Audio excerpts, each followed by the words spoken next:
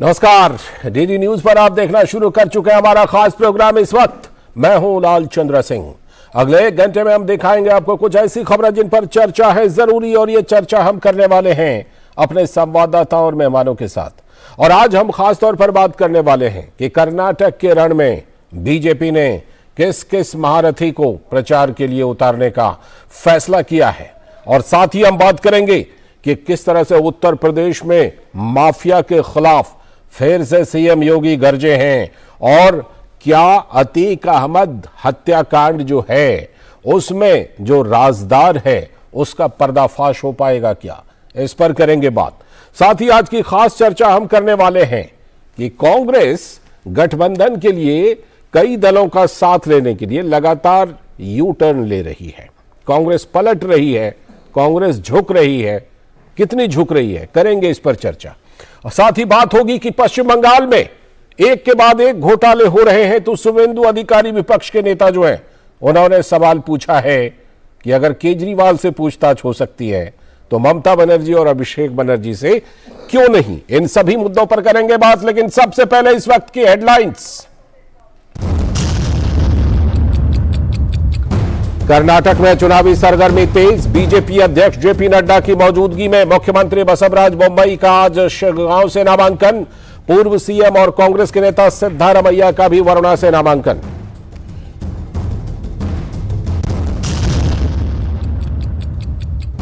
अतीक और अशरफ को मारने वाले तीनों शूटरों को 4 दिन के पुलिस रिमांड पर भेजा गया।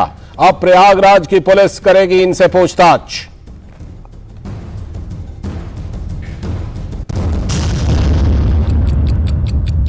केंद्रीय गृह मंत्री अमित शाह की अध्यक्षता में आज एंटी नारकोटिक्स टास्क फोर्स का सम्मेलन। संबंधित विभाग के राज्यों और केंद्र शासित प्रदेशों के प्रमुख भी सम्मेलन में शामिल।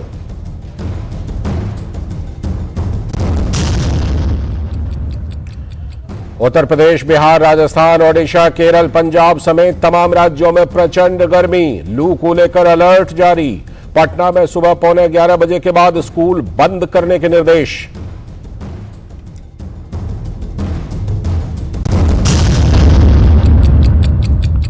देश भर में कोरोना संक्रमण के आंकड़ों में फिर उछाल। 24 घंटों में आए 10,542 नए मामले। 63,000 से भी ज्यादा हुई सक्रिय मामलों की संख्या।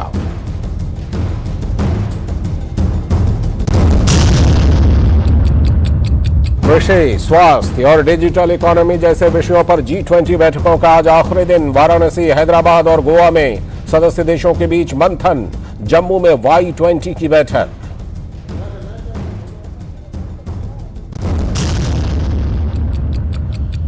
प्रधानमंत्री जनधन योजना ने एक और ऐतिहासिक उपलब्धि हासिल की। जनधन खातों में जमा धनराशि का आंकड़ा 2 लाख करोड़ रुपए के पार। जनधन लाभार्थियों में 27 करोड़ से भी ज्यादा महिलाएं शामिल।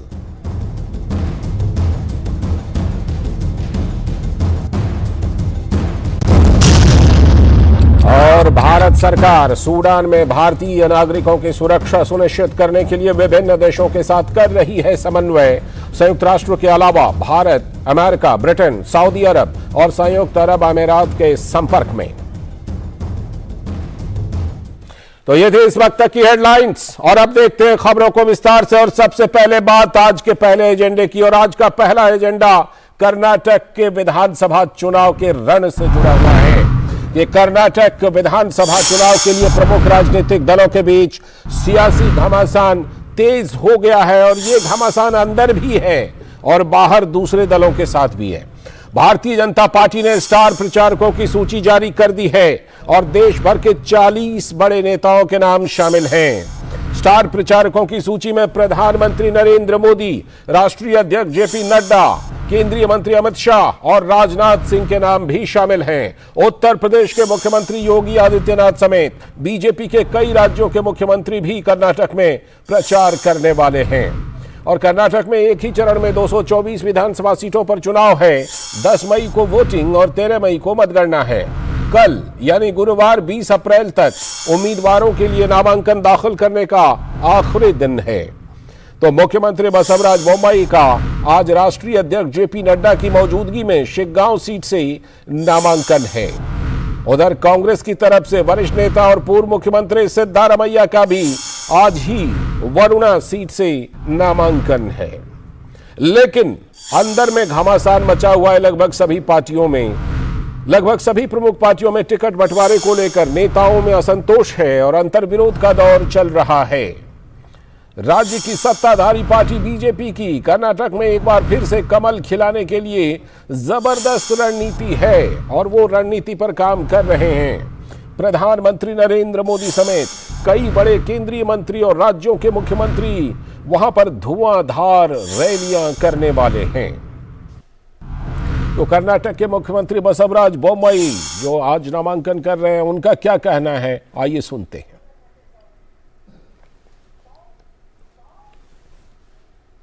कैंपेन। तो आयशा खानम हमारी संवाददाता बेंगलुरु से फोन लाइन पर जुड़ रही हैं और हमारे संवाददाता शैलेंद्र भी जुड़ेंगे शायद, लेकिन आयशा खानम हमारे साथ जुड़ चुकी हैं बेंगलुरु से, उनसे बात करते हैं। आयशा, कर्नाटक की राजनीति में आज बड़े दिग्गज नामांकन कर रहे हैं, चाहे मुख्यमंत्री बसवराज बोम्मई हो या फिर पूर्व मुख्यमंत्री सिद्धारमैया, क्या कुछ खास तैयारी दिख रही है इन नेताओं के नामांकन के समय में? आयशा जी देखिए लालचंद, आज इन तमाम नेताओं के लिए शुभ दिन है और मुहूर्त देखते हुए आज की तारीख इन तमाम लोगों के लिए शुभ है। तो यही वजह थी कि आज भारी संख्या में नामांकन पत्र भरे गए हैं और बहुत ही शो ऑफ स्ट्रेंथ के साथ तमाम नेताओं ने नामांकन पत्र भरे हैं। शिगांव में बसवराज बोम्मई, जो मुख्यमंत्री बसवराज बोम्मई हैं, उनका साथ दिया बीजेपी के राष्ट्रीय अध्यक्ष जेपी नड्डा ने और फिल्म स्टार सुदीप ने। तो इसके चलते इस क्षेत्र में लाखों की संख्या में लोग जुटे और दूसरी तरफ वरुणा में सिद्धरामैया ने नामांकन पत्र भरा, तो वहां पर भी लाखों की संख्या में लोग जुटे हैं। और एक खास बात ये रही कि डीके शिव कुमार, जिन्होंने पहले ही कांग्रेस के मुख्यमंत्री के उम्मीदवार की रेस में है, तो उनके भाई जो है बैंगलोर की पद्मनाभ नगर सीट से नामांकन पत्र भर दिया है। ये बहुत ही चौंकाने वाला कदम रहा, क्योंकि डीके सुरेश जो उनके भाई हैं वो इस वक्त सांसद हैं और उन्होंने यहाँ पर नामांकन सिर्फ इसलिए भरा है क्योंकि बीजेपी ने यहाँ के उम्मीदवार आर अशोक को डीके शिव कुमार के खिलाफ कनकपुरा में मैदान में उतारा है। तो अब ये दिलचस्प कॉन्टेक्ट हो जाता है कि अब ये दोनों भाई मिलकर डीके शिव कुमार और डीके सुरेश मिलकर आर अशोक का सामना करेंगे। तो आर अशोक को बीजेपी ने दोनों जगह पर सीट दी है, टिकट दिया है। तो जाहिर है डीके सुरेश ये कोशिश कर रहे हैं कि अपने भाई की जीत आसान करने के लिए आर अशोक को बेंगलोर के पद्मनाभ नगर में ही रोका जाए। तो ये बहुत ही सरप्राइज मूव आज नजर आया और हर वो जगह से तमाम कैंडिडेट शो ऑफ स्ट्रेंथ जाहिर करते हुए नामांकन पत्र भर रहे हैं। और बीजेपी ने जो पहले टारगेट रखा था 120 सीटों का, तो अब उनकी टारगेट का जो बार है वो और ज्यादा हो गया है और सीट की उम्मीद रख रहे हैं। आयशा, नामांकन के बाद अब प्रचार की बीजेपी ने 40 स्टार प्रचारकों की सूची जारी कर दी है। प्रधानमंत्री मोदी, इसके अलावा केंद्रीय मंत्री अमित शाह, राजनाथ सिंह, यूपी के मुख्यमंत्री योगी आदित्यनाथ समेत कई लोग हैं जो बड़े नाम हैं। भारतीय जनता पार्टी की क्या कोशिश है कि आने वाले दिनों में ये सारे के सारे बड़े नेताओं की ज्यादा से ज्यादा वहां पर रैलियां होने वाली हैं? आयशा जी हाँ, बिल्कुल। स्टार प्रचारकों की लिस्ट जारी हो चुकी है। प्रधानमंत्री नरेंद्र मोदी का नाम सबसे आगे है।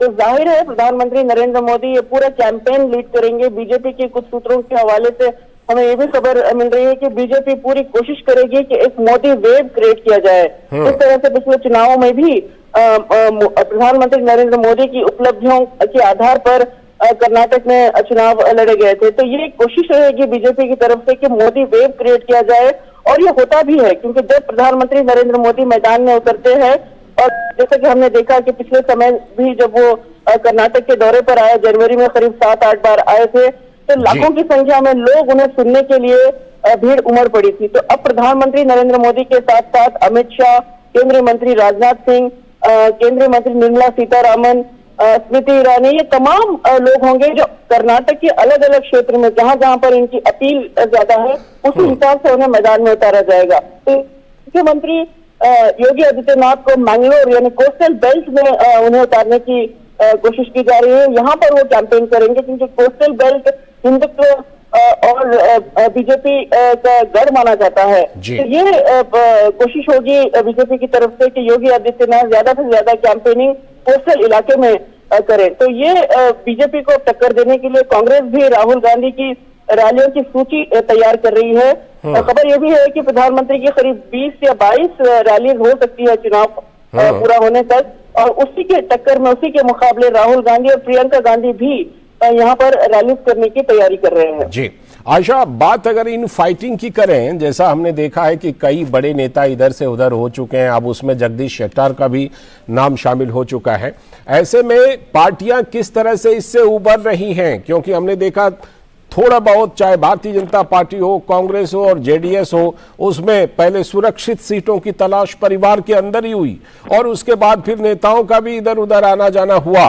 तो क्या अब ये दौर वहां पर लगभग पूरा हो चुका है कि जो अंतर्विरोध का दौर है, इन फाइटिंग का दौर है, वो अब ओवर हो चुका है और अब पार्टियां प्रचार पर फोकस करेंगी?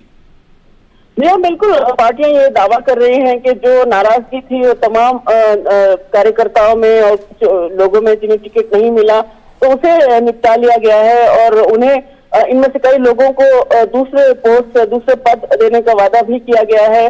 तो जाहिर है अब वक्त है कि सब मिलकर प्रचार करेंगे। बीजेपी यही दावा कर रही है कि जो लोग पार्टी छोड़कर चले गए, बीजेपी को इससे ज्यादा फर्क नहीं पड़ेगा, लेकिन जमीनी हकीकत यह है कि कुछ हद तक लिंगायत फैक्टर जो है बीजेपी को भी असर कर सकता है। लेकिन बीजेपी ने इसकी तैयारी भी पूरी कर ली है, क्योंकि बीजेपी करीब 50 से ज्यादा नए चेहरे मैदान में उतारे हैं, युवा चेहरे मैदान में उतारे हैं, और ये तमाम जो नए उम्मीदवार हैं क्लीन इमेज और क्लीन इमेज के साथ वो मैदान में उतर रहे हैं। तो प्रधानमंत्री नरेंद्र मोदी इनका प्रचार करेंगे। तो जाहिर है बीजेपी को इस बात की उम्मीद है कि इससे ज्यादा फर्क नहीं पड़ेगा। और जगदीश शेट्टार कांग्रेस में शामिल हो गए हैं और वो अब हुगली सेंट्रल से चुनाव लड़ेंगे, जहां से पहले से बीजेपी से टिकट मांग रहे थे। तो देखना दिलचस्प होगा कि आने वाले दिनों में प्रचार जब होगा तो हवा किस और रुख करती है और किस तरह से पार्टियां अपने अपने दावे पेश करते हैं। जी आयशा, ये भी हमने देखा है कि जब प्रचार शुरू होता है, खासतौर पर धुआंधार प्रचार, तो उसमें कुछ इलाकाई मुद्दे होते हैं, क्षेत्रीय मुद्दे, कुछ जो है वो राज्य स्तर के मुद्दे होते हैं और कुछ राष्ट्रीय स्तर के भी मुद्दे होते हैं। अभी तक कौन सा मुद्दा ज्यादा उभरता हुआ, कौन कौन से मुद्दे नजर आ रहे हैं आयशा? देखिए, बीजेपी ने साफ कर दिया है कि इस चुनाव में बीजेपी प्रचार के दौरान प्रधानमंत्री नरेंद्र मोदी की उपलब्धियों के आधार पर चुनाव लड़ेगी। सबका साथ सबका विकास एक नारा है और बीजेपी ने एक और नारा तैयार किया है, बीजेपी ही भरोसा है लोगों का। तो बीजेपी या भरोसे, ये नारा दिया गया है। तो ये आधार पर चुनाव लड़ेगी। और इसके अलावा बीजेपी हर चुनाव प्रचार में डबल इंजन सरकार की उपलब्धियां, यानी कर्नाटक में बीजेपी सरकार और केंद्र में बीजेपी सरकार ने मिलकर जो विकास की योजनाएं लागू की है, इसके आधार पर चुनाव लड़ेंगे। हालांकि बीजेपी को भी इस बात का ज्ञान है कि थोड़े हद तक एंटी इनकम्बेंसी फैक्टर हर्ट कर सकता है। यही वजह है कि पूरी तरह से प्रधानमंत्री नरेंद्र मोदी की उपलब्धियां, केंद्र सरकार की उपलब्धियां और प्रधानमंत्री की जो पर्सनालिटी है उसके आधार पर चुनाव लड़े जाएंगे। क्योंकि प्रधानमंत्री नरेंद्र मोदी जब मैदान में उतरते हैं तो खासकर युवा वोटर्स, युवा कार्यकर्ताओं को काफी प्रभावित करते हैं। तो ये बीजेपी की स्ट्रैटेजी रहेगी। तो दूसरी तरफ कांग्रेस एंटी इनकम्बेंसी का फायदा उठाने की कोशिश कर रही है और कांग्रेस लगातार जो करप्शन के चार्जेस शुरू से बसवराज बोम्मई सरकार पर लगाती रही है। 40% सरकार के जो चार्जेस, संगीन चार्जेस लगाती रही है। हालांकि अभी तक सबूत कांग्रेस ने पेश नहीं किया है।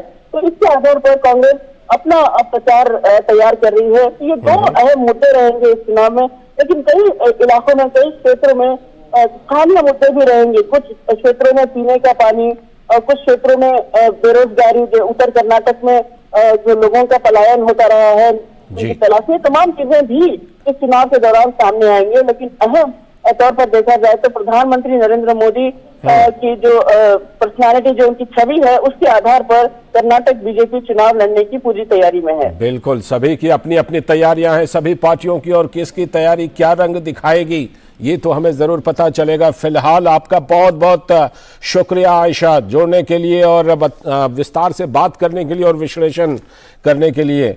आपका बहुत बहुत शुक्रिया। इसी के साथ वक्त है एक ब्रेक का, और ब्रेक के बाद जब लौटेंगे तो बात करेंगे आज की कुछ और बड़ी खबरों पर।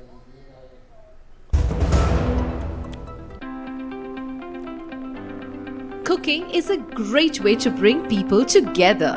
But have you ever thought about the heart of your kitchen? The LPG gas stove? My LPG stove is the source of heat needed to cook my favorite meals. My stove meets ISI and BIS standards and has special pan support, spill tray and specially designed flow valve, making it capable of achieving maximum efficiency, leading to reduction in cooking fuel cost to half compared with conventional fuels. So now I happily enjoy cooking. Enjoy a healthy meal by cooking happily with LPG stoves. Use ISI marked LPG stove. Save energy and cooking time for your family.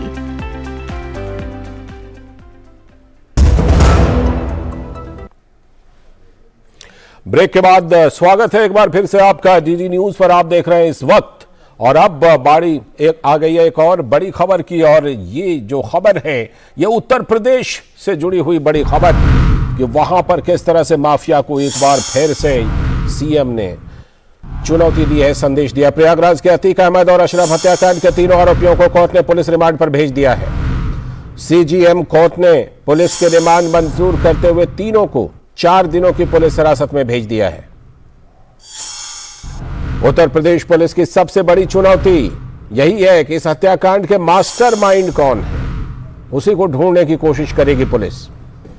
SIT की team यह पूछताछ करेगी कि आरोपियों को हथियार कहां से मिले, जिस हथियार से अतीक और अशरफ की हत्या हुई। पुलिस कस्टडी में आरोपी के आने के बाद सबसे बड़ी चुनौती है कि अतीक अहमद की पत्नी शाइस्ता परवीन अभी भी जांच के दायरे में नहीं है। अतीक अहमद की पत्नी शाइस्ता परवीन के साथ ही अतीक का करीबी गुड्डू मुस्लिम भी अभी तक फरार ही चल रहा है। तो प्रयागराज हत्याकांड के बाद तेज हुई सियासत के बीच कल सीएम योगी आदित्यनाथ ने कहा था कि अब उत्तर प्रदेश में कोई माफिया किसी को डरा नहीं सकता। योगी आदित्यनाथ ने दावा किया है कि अब यहां दंगे नहीं होते, पहले रोज दंगा होता था, अब उत्तर प्रदेश में कानून का राज है। अतीक और अशरफ की हत्या के मामले में जांच के लिए योगी सरकार ने 2 एसआईटी गठित की है और राजदारों को न्याय के कटघरे में लाने की पहल तेज की है।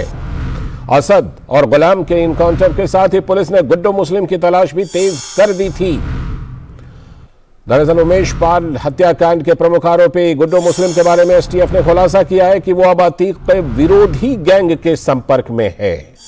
ये एक नया एंगल आ रहा है। अतीक के सबसे बड़े राजदार गुड्डू मुस्लिम और अतीक की पत्नी शाइस्ता परवीन की गिरफ्तारी से राजदारों से पर्दा उठ सकता है कि कौन है इन सब के पीछे। 34 सालों से अतीक अहमद और उसके गुर्गों से डर डर कर जी रहे पीड़ित परिवार अब खुलकर अपनी बात रख रहे हैं। लेकिन कुछ राजनीतिक दलों की सियासत ही ऐसी है कि कुछ लोग इन अपराधी सरगनाओं को हीरो बना रहे हैं। हमारे संवाददाता रामेंद्र सिंह लखनऊ से जुड़ चुके हैं हमारे साथ। रामेंद्र, एक बार फिर से चाहे 2017 में पैगाम देने की बात हो या फिर विधानसभा के अंदर कहने की बात हो या फिर कल फिर से मुख्यमंत्री ने यह बात दोहराई है, इसे एक तगड़ा पैगाम माना जाए, एक तगड़ा संदेश माना जाए कि अभी भी जिन लोगों ने गतिविधियां नहीं छोड़ी हैं, जैसे अतीक के गैंग ने नहीं छोड़ी थी, उनके लिए ये साफ पैगाम है कि वो रास्ते पर आ जाए, सुधर जाएं। देखिए लालचंद जी, मुख्यमंत्री जी योगी आदित्यनाथ जी ने जब चार्ज ग्रहण किया था मुख्यमंत्री का, उसके बाद से उन्होंने तय कर लिया था कि उत्तर प्रदेश को गति देनी है और गति कैसे देनी ये भी तय कर लिया था। लोग कहते थे कि अभी पहली बार मुख्यमंत्री बने हैं, इनको समझ नहीं है, लेकिन उन्होंने पहले दिन एजेंडा तय किया कि कानून व्यवस्था हमारी प्राथमिकता में है और आज 6 साल सरकार को बीतने में है, उससे डिगी नहीं सरकार। किसने क्या कहा, किस राजनीतिक पार्टी ने क्या आरोप लगाया, इसका कोई फर्क नहीं पड़ा। उन्होंने तय कर लिया कि जब तक ये अपराधी नहीं जमीन पर जाएंगे तब तक यहाँ कानून, यहाँ व्यवसाय नहीं फलेगा फूलेगा, यहाँ निवेश नहीं होगा, यहाँ लोगों के रोजगार के अवसर नहीं होंगे। उसके लिए इनको समाप्त होना पड़ेगा। तो 25 करोड़ की आबादी को इन 4 लोगों के लिए रोका नहीं जा सकता था। इन जो 4 बड़े अपराधी हैं, 10 बड़े अपराधी हैं, इनको समाप्त होना पड़ेगा, तभी 25 करोड़ की जनता बेहतर सफर कर पाएगी। लालचंद जी। रामेंद्र, इस बीच में जो 3 शूटर थे उनके पुलिस रिमांड तो मिल चुके हैं, लेकिन इसमें बड़ी बात यह है जो कई सवाल उठ करके आ रहे हैं कि अतीक और अशरफ की हत्या में हाथ किसका है, मास्टरमाइंड कौन है, कौन ऊपर से चाबी घुमा रहा है, कौन है इसके पीछे। क्या कोई अंतरराष्ट्रीय, जैसे अतीक अहमद आईएसआई का नाम ले रहे थे, आईएसआई से संपर्क की बात अतीक अहमद कर रहे थे, या फिर कोई आपसी गैंग वॉर या किसी तरह की वित्तीय लेन देन, इस एंगल से क्या अभी तक कुछ जांच किसी दिशा में जाती हुई नजर आ रही है रामेंद्र? देखिए लालचंद जी, अभी कोई संभावनाओं पर बात नहीं करना चाहिए, लेकिन जो 3-4 बड़े एंगल हैं उनमें यह है कि एक तो यह है कि जिन लोगों को अतीक ने सताया, क्या उनकी तरफ से कोई आया? माफ कीजिएगा, इस वक्त सीधे चलते हैं कैबिनेट की प्रेस ब्रीफिंग में। माफ कीजिएगा रामेंद्र, इस वक्त हम आपको सीधे लिए चलते हैं कैबिनेट की प्रेस कॉन्फ्रेंस में। कैबिनेट की बैठक के बाद प्रेस कॉन्फ्रेंस होने वाली है, सीधे लिए चलते हैं इस प्रेस कॉन्फ्रेंस में। Doctor Akhilesh Gupta, senior advisor, department of science and technology, to explain the issue. My warm welcome to honourable minister. After the briefing, we will take some questions relating to the cabinet decision. Over to the HMID. नमस्कार साथियों, आज माननीय प्रधानमंत्री श्री नरेंद्र मोदी जी के अध्यक्षता में cabinet की बैठक हुई और फिल्म जगत से, कलाकारों से और फिल्म प्रशंसकों से जुड़े हुए एक बड़ा निर्णय जो पायरेसी को लेकर है, जो न केवल भारत बल्कि दुनिया भर में एक बहुत बड़ी चुनौती सब कलाकारों के लिए, फिल्म इंडस्ट्री के लिए बना हुआ है। अच्छा कंटेंट क्रिएट करने के पीछे बहुत बड़ी टीम का एक रोल होता है, अच्छी फिल्म बनाना, लेकिन दुर्भाग्य से कई बार पायरेसी के कारण उनको, जो उनकी मेहनत है उस पर पानी फिर जाता था। और बहुत लंबे समय से मांग थी कि पायरेसी के ऊपर कुछ किया जाए और बाकी भी जो सर्टिफिकेशन है उसको एज बेस से लेकर बाकी ऐसे सुझाव समय समय पर आ रहे थे। जो रिडंडेंट प्रोविजंस थे उन पे क्या किया जाए ताकि ईज ऑफ डूइंग बिजनेस हो सके। और मोदी सरकार ईज ऑफ डूइंग बिजनेस और ईज ऑफ लिविंग पे बहुत सारे कानूनों को रिवोक करने का काम भी किया, हजारों की संख्या में। ईज ऑफ डूइंग बिजनेस में हमारी रैंकिंग भी पिछले कई वर्षों में बहुत तेजी के साथ बढ़ी है। फिल्म जगत एक ऐसा जगत है जहां पर भारत की कला, संस्कृति, साहित्य और a country who is known for story telling, वो दुनिया भर में उसकी छाप अपनी कला, संस्कृति और ये फिल्म इंडस्ट्री के कारण भी है। और पायरेसी कहीं ना कहीं उसको बहुत बड़ा नुकसान करती थी। हजारों करोड़ का नुकसान दर्शाया गया है मीडिया एंटरटेनमेंट इंडस्ट्री के नाते। तो आज कैबिनेट ने उस दिशा में एक अनुमति दी है कि आने वाले सेशन में सिनेमाटोग्राफ एक्ट 2023 लाया जाएगा। आपको याद होगा कि पहले 2019 में राज्यसभा में इसको पेश किया गया था और स्टैंडिंग कमेटी की उसके बाद कुछ सुझाव आए। हमने भी इसकी बड़ी व्यापक चर्चा की, जनता से भी, स्टेक होल्डर से भी, अलग अलग इंडस्ट्री से, और दुनिया भर के इंटरनेशनल बेस्ट प्रैक्टिसेस क्या है उसको भी इसमें शामिल किया है, ताकि भारतीय फिल्म जगत, चाहे वो the elephant whisperers small documentary के नाते क्यों ना, लेकिन एक बड़ा नाम कमाया है। आरआरआर फिल्म बड़ी रीजनल से इंटरनेशनल हुई हो या नाटू नाटू की धूम हो, ये भारतीय कंटेंट के कारण हुआ है। तो पायरेसी से इनको नुकसान ना हो तो सिनेमाटोग्राफ एक्ट जो है उस दिशा में बनाया गया है। ज्यादा चर्चा उसकी जब पार्लियामेंट सत्र होगा तब आएगा, लेकिन एक बहुत क्रांतिकारी कदम आज उस दिशा में उठाया गया है जिससे पूरे फिल्म जगत को बहुत लाभ मिलने वाला है और पूरी फिल्म इंडस्ट्री में लगभग सभी स्टेक होल्डर से हमारी बात हुई है और उसी दिशा में इसको बनाया गया है। दूसरा निर्णय जो भारत सरकार का है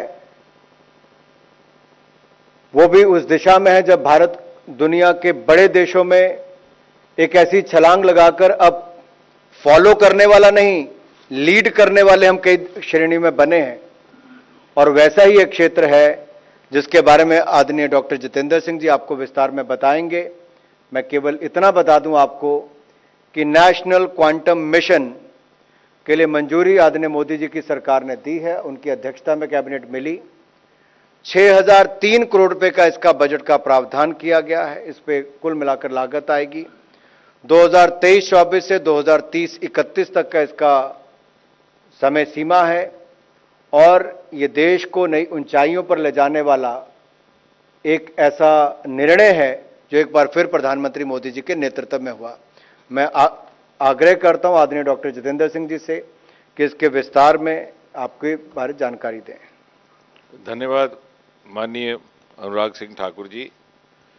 जैसा कि आपने बताया, मैं तो ये कहूँगा कि पिछले 9 वर्ष के कार्यकाल में प्रधानमंत्री मोदी जी के द्वारा जो विज्ञान और प्रौद्योगिकीकरण को लेकर के अनेकों क्रांतिकारी निर्णय लिए गए हैं, अनेकों पाथ ब्रेकिंग डिसीजंस, जैसे अंतरिक्ष को खोल देना फॉर प्राइवेट पार्टिसिपेशन, जैसे जियो स्पेशल की नई पॉलिसी लाना, उस कड़ी में यदि आप देखेंगे तो सबसे महत्वपूर्ण या I think one of the first 2 or 3 most important decision in the last 9 years of the Modi regime is the launch of the national quantum mission. और इसका भारत के संदर्भ में क्या महत्व है और इसका अर्थ क्या है। यहां तक हम महत्व की बात करें तो India today is one of the biggest utilisers of information technology, or other words we can say we are the biggest stakeholders also as far as information technology is concerned. And quantum technology is the one which is essentially related with information processing, which includes the sharing of information, etc., etc. And this is a technology which makes the information processing faster, more authentic, more precise, more secure, and also most authentic. अब ये होता कैसे है, because I think that is something that we appreciate that, then we would realise the importance. I would rather say in a single sentence that this national quantum mission is going to give India quantum jump in the world arena. There are only 6 countries so far who have this technology, which means that they are Finland, Austria, France, but they are also in the R&D stage. None of them has actually started the application of it, and therefore we are also going to be at par. पहले क्या होता था, जब भी हम computer के next level पर जाते थे तो अन्य देश पहले से ही उसको अप्लाई कर चुके होते थे, whether it was GPS, whether it was other means. Here we are now at par. None of them has actually started applying this technology. They are still in the R&D stage, and so also would we be. Now, if you want to take down the names of the 6 countries who already have this, they are the USA, Canada, Austria, Finland, China and France. अब होता क्या है कि जो हम अभी तक आप टेक्नोलॉजी यूज कर रहे हैं, because I think the media is one of the greatest stakeholders as far as this technology is concern. जो हमारा क्लासिकल कंप्यूटर है that is transistor based, whereas this one is going to be the atom based. तो transistor wave moves इस तरह से इन waves, लहरों की तरह। अगर आप पुराने जमाने में शॉर्ट वेव पर खबरें सुने, समाचार सुने तो ऐसे ऊपर नीचे आवाज जाती थी। अगर आप विविध भारतीय रेडियो सिलोन के गीत सुने तो ऊपर से आवाज, कभी गाना ऊंचा कभी नीचे, क्योंकि उसके 2 पड़ाव रहते हैं, 0 and 1, so it hops like this. Whereas here you have multiple states, which you, in other words, may be destination. So it goes like this. So it is more steady, it is faster, and it is much more authentic. So that is one great advantage as far as information technology, and the speed is much faster. Now, how is it more secure? Now again, it's very interesting, because जब आपकी encrypted conversation है या messages हैं which you are already using, चाहे WhatsApp कर रहे हैं, दूसरा कर रहे हैं, तो उसमें मैकेनिज्म यह है कि एक पब्लिक की होती है, एक प्राइवेट की। तो अगर आपको उसको ओपन करना है for whatever reason, so first the server or whoever enters the public key. Now public key is something like a password with 10 digits or whatever. But having entered, then there is a private key which is exclusive to yours, which you would know, others would not. Now how to break that, crack that? जैसे कभी कोई crime में जाता कुछ, तो उसके लिए उसके पीछे राज ये है कि that consists of two numbers, and those two numbers when multiplied are equal to the number which is the public key. It's not easy to detect that, but in the classical computer maybe sometimes you might hit the jackpot, करते रहे hit and try करते रहे, उसमें भी आसान नहीं है, लेकिन क्वांटम में वो कभी लगभग असंभव है. और एक स्टडी ने कहा कि if you start trying that or experimenting that in the quantum technology, it might take you 3,00,000 years to crack it. Which means अगर मेरे पास भी क्वांटम है तो आपके पास भी क्वांटम है, तो आपको मैं नहीं छेड़ सकता, आप मुझे नहीं छेड़ सकते. लेकिन अगर आपके पास क्लासिकल है, पिछला जो अभी हम इस्तेमाल कर रहे हैं, तो क्वांटम वाला उसको कर सकता है. तो ये इसकी सिक्योरिटी है, और इसका हमें फायदा ये रहेगा कि जैसे हमारी गवर्नेंस है in virtually in every sector, हमारे गवर्नेंस के सेक्टर में now we are using all the online passage of information और exchange of information, we are using digital signatures. उसका खतरा रहता है कि कभी आगे पीछे हो जाए. इसी तरह से medicine, health care. Last year only prime minister had inaugurated hospital in Mohali. So we have radiation technology which precisely hits the smallest cancer cell. नहीं तो आपने देखा होगा so much of side effects of irradiation, which doesn't happen here. Similarly, in experimentation, because of this atom-based technology, because the atom is something which is about 360 crores smaller than human beings. It's such a small bit. So since it is functioning through those small bits, the preciseness also increases, and it is also helping in the trials of the drugs. Like for example, India came out with a DNA vaccine, took about 2 years. If we had this, maybe we would have come out in 3 or 4 months itself. So that is what is going to be useful in the healthcare sector. Security. आजकल आपने देखा होगा कि infiltrators ने सुरंग बना ली, नीचे से आगे, tunnel remains undetected. यहाँ पे है कि however much may be the depth, whatever little may be the movement, this technology would be able to detect that at the surface. इसके अलावा ऑफ कोर्स एम्प्लॉयमेंट जनरेशन भी होगी, आत्मनिर्भर भारत का भी इसमें कॉन्सेप्ट इंक्लूडेड है. And I think this is one of the best instances of what prime minister Modi keeps reiterating and emphasising the whole of government concept, in the sense there are 5 or 6 ministries involved in this. The department of space, department of atomic energy, MITI, DOT, and of course Department of Science and Technology. And therefore this is going to be a huge leap forward, and it's going to give India an edge over the other countries.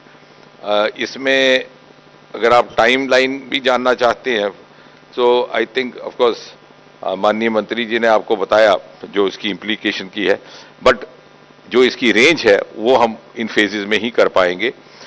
That means up to 1500 kilometers in 3 years, about 2000 kilometers in 5 years. So we go on increasing the range, and of course that will be satellite based. But we also have something like within our friendly communication centers. 2 centers, one is yours, one is mine, so we can communicate with each other. That is about 2000 kilometers. And the other interesting aspect is that within cities also it can be used. Using the same optic fibers. एक तो satellite base है which is going to be of a larger range, but अगर हमने शहरों में करना है तो ऑप्टिक फाइबर की जगह इसके through transmission, and that also we look forward to accomplish 300 kilometers in 3 years, 500 kilometers in 5 years, and 2000 kilometers in about 8 years. And we also look forward to scaling up, क्योंकि इसका जो unit है of the scale is in the form of qubits. So we target about 50 qubits in 3 years, about 5,000 qubits in 5 years, about 1,000 qubits in 8 years, so on and so forth. And of course also in navigation, जो हमारे ship movement and the other places, because earlier on when you didn't have all these technology, you depended on lighthouses about 200 years ago. So lighthouse concept खत्म हो गया. Now you depend on GPS and other things. Now this will be the latest.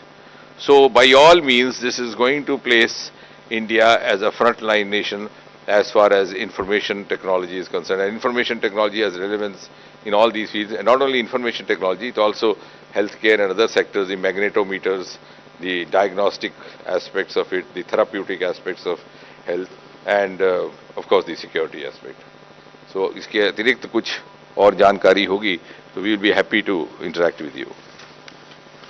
मित्रों, ये जो doctor Jitendra Singh ji ने कहा कि quantum computing में सामान्य कंप्यूटर्स के से कई गुना अधिक और कई गुना अधिक डाटा कई गुना कम समय में प्रोसेस किया जा सकता है। ये communications, health, pharmaceutical, financial sector, energy, defence, data security जैसे क्षेत्रों में इसके उपयोग की अपार संभावनाएं हैं। और भारत दुनिया के जो 6 देश जहां पर ये हो रहा है, अब उसी श्रेणी में जाकर, जैसे मैंने कहा कि हम लीडर्स वाली श्रेणी में, लीड करने वाली श्रेणी में, जैसे आपको विस्तार में माननीय डॉक्टर जितेंद्र सिंह ने बताया, उसके लिए कर रहे हैं। इस मिशन का संचालन कौन करेगा? Department of science and technology करेगा, जिसमें एक मिशन डायरेक्टर होंगे और जिनकी सहायता के लिए मंत्रालय एक मिशन सेक्रेटरिएट भी बनाएगा। एक गवर्निंग बॉडी भी होगी और इस गवर्निंग बॉडी की अध्यक्षता, इस मिशन के जो मार्गदर्शन के लिए गवर्निंग बॉडी होगी, उसकी अध्यक्षता टेक्नोलॉजी, इंडस्ट्री और रिसर्च के क्षेत्र में किसी एक प्रेस्टीजियस साइंटिस्ट या एंटरप्रेन्योर के द्वारा की जाएगी। प्रिंसिपल साइंटिफिक एडवाइजर की अध्यक्षता में गठित मिशन टेक्नोलॉजी रिसर्च काउंसिल इस गवर्निंग बॉडी के लिए साइंटिफिक एडवाइजरी बॉडी का कार्य भी करेगी। तो कुल मिलाकर अगले 8 वर्षों में 6003 करोड़ रुपया इसके ऊपर खर्च किया जाएगा और इस मिशन से भारत में क्वांटम कंप्यूटिंग से संबंधित रिसर्च एंड डेवलपमेंट को बढ़ावा देकर अगले 3 वर्षों में 20 से 50 क्यूबिट के क्वांटम कंप्यूटर बनाने तथा 2000 किलोमीटर तक क्वांटम कम्युनिकेशन का लक्ष्य प्राप्त कर क्वांटम टेक्नोलॉजी का एक वाइब्रेंट इकोसिस्टम विकसित किया जाएगा।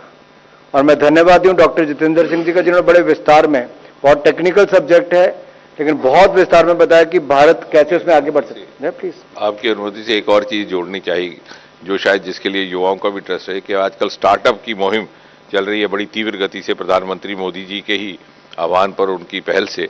तो उसमें भी चूंकि जो ट्रांसलेशनल रिसर्च होगा उसमें स्टार्टअप्स को इससे बड़ी मदद मिलेगी। तो स्टार्टअप्स वो डिस्क यूज करते हैं, अगर आप हमारे फरीदाबाद वाले इंस्टीट्यूट में जाएं तो जैसे मैंने कहा कि वो हम जब वेव टेक्नोलॉजी से हम एटम टेक्नोलॉजी की तरफ आएंगे तो उसकी गति भी बढ़ेगी, उसकी स्पेसिफिसिटी भी बढ़ेगी, ऑथेंटिसिटी भी बढ़ेगी। So we'll have high quality startups who would also be able to make good source of livelihood for them and also contribute much more substantially to the world data pool.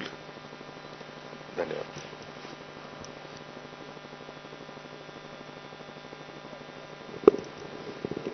Sir, मैं लक्ष्मण हूँ CNBC आवाज से। मेरा 2 सवाल, एक Jitendra Singh sir से है कि ये क्वांटम टेक्नोलॉजी का क्या इस्तेमाल अभी हम लोग भारत में किसी भी सेगमेंट में कर रहे हैं क्या? और दूसरा कि सेमीकंडक्टर के लिए जो मिशन की शुरुआत आप सरकार ने की है, क्या उसमें भी इसको मदद मिलेगी? और एक सवाल अनुराग सिंह सर से है कि जो हम लोगों ने एक्ट में बदलाव का प्रस्ताव दिया है, आपने एक लाइन कही कि इसमें एज के हिसाब से क्लासिफिकेशन फिर से करने का प्रावधान है, तो किस तरह से क्लासिफिकेशन आप करेंगे, चूंकि अभी भी UA करके कैटेगरी बनी हुई है? क्योंकि मेरा सवाल सीमित है इसलिए मैं जवाब देता हूं, क्योंकि बिल पार्लियामेंट में जाएगा, ज्यादा विस्तार वहीं बताएंगे, लेकिन OTT की तर्ज पे ही इसको और बेहतर क्लासिफिकेशन करने का प्रयास है ताकि केवल U और UA और A तक सीमित ना रहे, S तक सीमित ना रहे। इसकी जो क्लासिफिकेशन है उसको एज ग्रुप में अलग अलग करने का उसमें चर्चा है, उसमें प्रावधान है। ये जो आपने पूछा कि इसका वर्तमान क्या स्टेटस और किस हद तक इस्तेमाल हो रहा है, उसमें मैं बता दूं कि इसकी हमारे यहाँ इसकी कल्पना काफ़ी समय से चल रही थी, प्रधानमंत्री जी के ही प्रोत्साहन से। तो सन 2019 मार्च से साइंस एंड टेक्नोलॉजी विभाग ने एक कार्यक्रम शुरू किया था, quest stands for quantum enabled science and technology programme. तो उसके अंदर मोस्टली R&D प्रोग्राम, और साथ ही साथ हमारे 3 इंस्टीट्यूट्स हैं साइंस टेक्नोलॉजी डिपार्टमेंट के, Raman research institute Bengaluru, Jawaharlal Nehru advance research institute Bengaluru and SN Bose institute इन कोलकाता। वहाँ पर भी ये चल रहा है। कुल मिला के इसके अतिरिक्त शिक्षा के क्षेत्र में भी कुछ एक इंस्टीट्यूट है, लगभग 20 ऐसे संस्थान हैं देश में जहाँ पर इसका R&D कार्यक्रम चल रहा है। एप्लीकेशन का तो अगला मरहला रहेगा, लेकिन जब हम इसको एक नेशनल क्वांटम मिशन दे देंगे तो it become much more streamline and institutionalised. निश्चय निश्चय हर तरह के इस प्रकार के यंत्र में, because the technology will get upgraded और we can say get transfer to the new mechanisms. Sir, this is Sumit. Yeah, sir, this is Sumit Chaturvedi from ET Now TV channel. My question to you, Mr. Singh, sir, you spoke about startup. Is it going to help the India's IT sector also, and thus, in a way, help in generating employment? Also, because India has a huge IT sector. Yeah, absolutely, absolutely. Because information technology is the mainstay of this entire, the entire mission. Because essentially, quantum deals with information technology. And even when we use it for security purposes, as I said, the medical purposes, now as I said, that to pick up diagnosis, it's basically information related.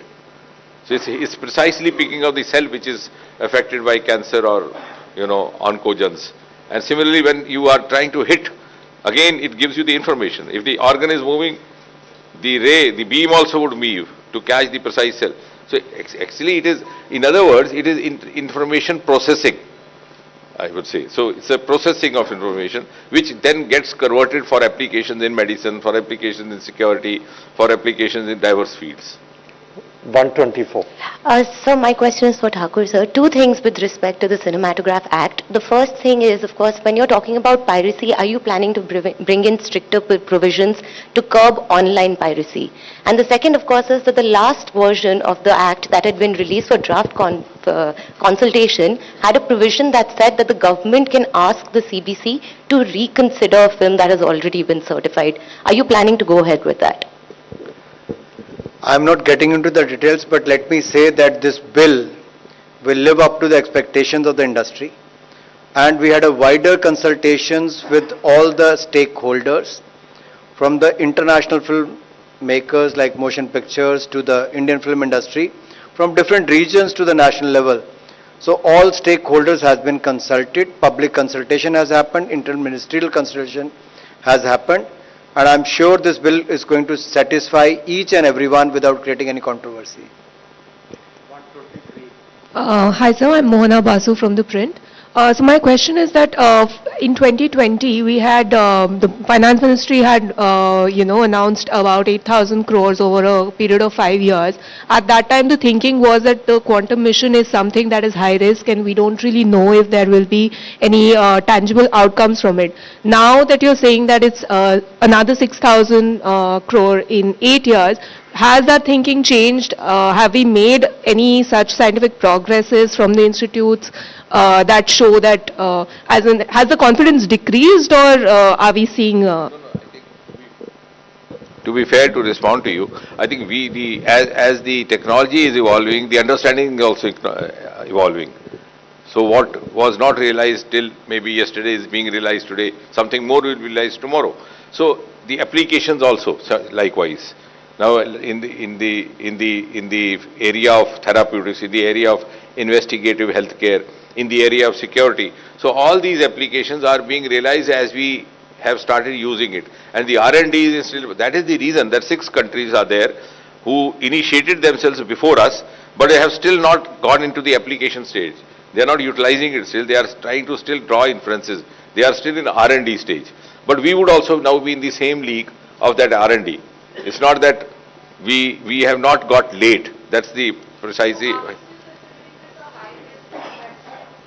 Science where we No, not risk. On the contrary, the use of information technology or information processing is going to be much more secure, much more authentic and much more precise with this technology. Now tomorrow if some other technology comes after a decade, because it's an ongoing process that you can't foresee. But as of now, when we compare it to the classical options that we have, there are certain definite advantages. Sir Prakash Priyadarshi ET now स्वदेश है.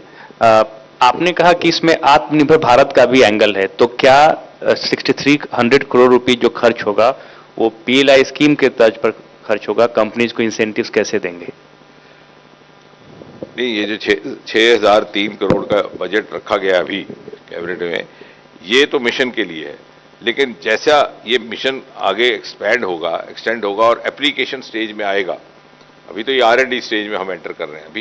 अभी अधिकतर हम शोध अनुसंधान की से, जब ये अप्लाई होगा तो ऑब्वियसली उसमें इंडस्ट्री भी इन्वॉल्व होगी. दैट इज वाई यही मेंशन किया, जैसे माननीय अनुराग सिंह जी ने मुझसे पहले आप संबोधित करते हुए कहा कि इसमें इंडस्ट्री भी रहेगी, स्टार्टअप भी रहेंगे, and that is the also the reason, जैसे इन्होंने बिल्कुल ठीक कहा कि जो इसकी सेक्रेटेरिएट बनेगी उसकी अध्यक्षता करने वाला is not necessarily somebody from the science technology department, it could be somebody from the industry also with the science aptitude, science knowledge and science bent of mind. वो ऑप्शन भी इसी कैबिनेट नोट में open रख दी गई है। After all of course under the overall monitoring of the PSA who is the government representative, लेकिन उस गवर्निंग बॉडी का head could be from any of these sectors which are interlinked with each other. जो national quantum mission है, इसके अंतर्गत quantum technology के 4 मुख्य क्षेत्र होंगे: quantum computing, quantum communication, quantum sensing and metrology, quantum material end devices, जिसमें technology development के लिए 4 थीमेटिक हब्स बनेंगे। और जो रिसर्च एंड डेवलपमेंट के इंस्टीट्यूट हैं, उनमें इनको स्थान दिया जाएगा, उनमें स्थापना इनकी की जाएगी राष्ट्रीय स्तर पर। और रिसर्च वाली जो आदरणीय जितेंद्र जी ने कहा कि उस दिशा में हम इनको रिसर्च वाले क्षेत्र में लेकर जा रहे हैं, और इनका चयन भी कॉम्पिटिटिव प्रपोजल्स के माध्यम से ही किया जाएगा। और आपने जो बात कही वो इस बात में इंक्लूडेड है इन दी सेंस कि ये जो माननीय अनुराग सिंह जी ने उल्लेख किया, ये थीमेटिक हब्स, ये सेक्शन 8 जो है हमारा कंपनीज का, उसके अंतर्गत गठित किया जाएगा। So there is always already a room और a leverage for involvement of the industry और the other sector. Sir, Jacob Koshi from the Hindu. A basic step towards quantum computing is creating quantum computers. Now, what I want to understand, you had mentioned 20 qubits sometime back. So, does this mean we'll have one 20-qubit computer in 3 years, or can you give us some timeline on what qubit capacity computers are envisioned under this program in the next few years? Thank you. We plan to scale up with the passage of time. So if you ask the precise timeline, that what we have envisaged for ourselves or kept the target for ourselves is up to 50 physical qubits by 3 years, then by 50 to 100, possibly 100 by 5 years, and up to 1000 by 8 years in various platforms, in superconducting, also in photonic technology. So we have set that timeline for us. It's quite an ambitious timeline, but we hope to live up to that. Last question.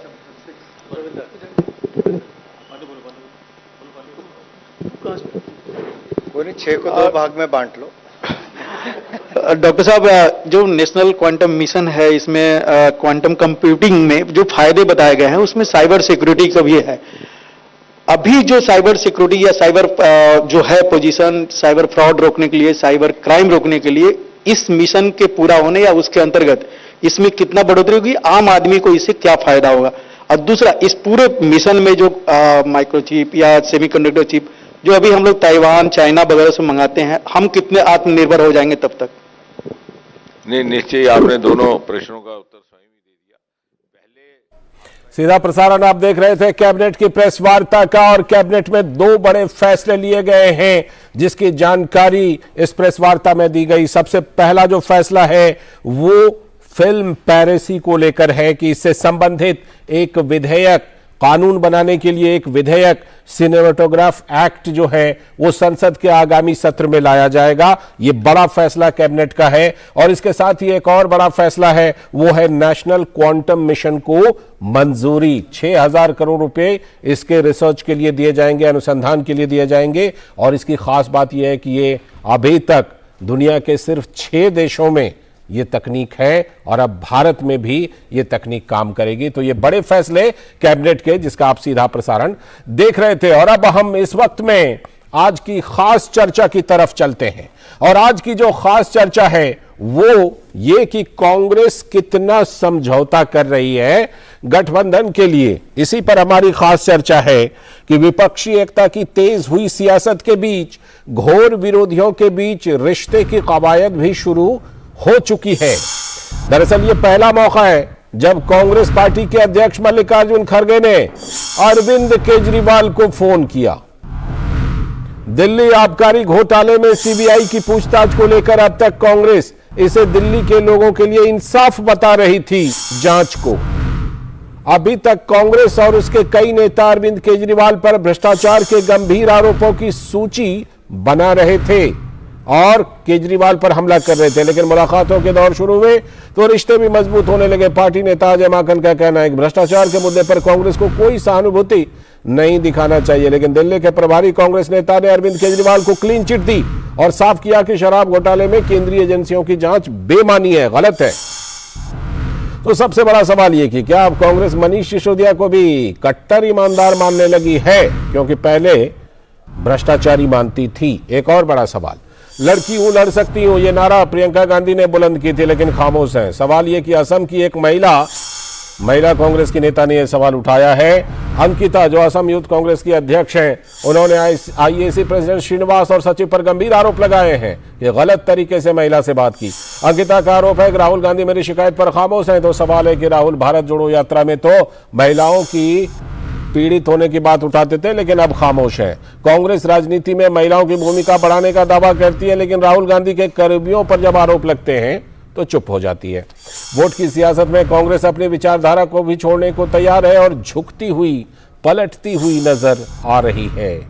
लेकिन सवाल यह है कि गांधी जी का नाम लेकर सियासत करने वाली पार्टी फूट डालो और राज करो के फॉर्मूले पर क्यों चल पड़ी है, ये बड़ा सवाल है और हम आज इसी पर चर्चा करने वाले हैं। लेकिन जो बात हमने आपको बताई कि कांग्रेस की एक महिला कार्यकर्ता ने बहुत ही गंभीर आरोप लगाया है कांग्रेस के ऊपर, उसे भी सुन लेते हैं, फिर इस चर्चा को हम शुरू करेंगे। तो असम यूथ कांग्रेस की अध्यक्ष अंकिता का क्या कहना है, क्या आरोप है, पहले सुन लीजिए इसको। For the past 6 months, IYC President Srinivas BV and his IYC Secretary in charge Vardhan Yadav has been harassing me continuously. Vardhan Yadav do not know how to respect women. I have complained this to the leadership. There has still not been an inquiry committee against Vardhan Yadav for talking to me like that. My father was in deathbed. My father was in deathbed as a Congress president.